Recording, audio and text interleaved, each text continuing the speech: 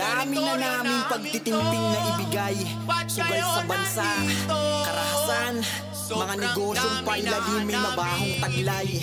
Di kami inosente sa lahat ng yan, kaya kung isa ang taas mo ang Pinoy, manindigan tayo ng sabay. Amin ang West Philippine Sea.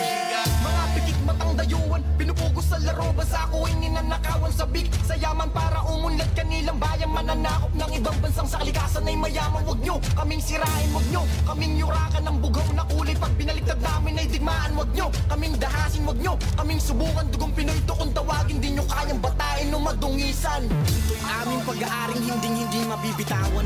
Mapakaragatan man o lupain, handa kaming mapagdigmaan. Di lang basta to pag-aari, ito'y laban ng reputasyon ng henerasyong laki ng pausbong na kabataan. Di ka nawala Rizal dahil hawak pa rin ang plumang pandigma laban sa mga singkitan ng mata. Kaibahan nga lang may musikang tumutupa sa pwedeng mangyari kung may dadanak ba sa ating nagigitang teritoryo namin to. Ba't kayo nandito?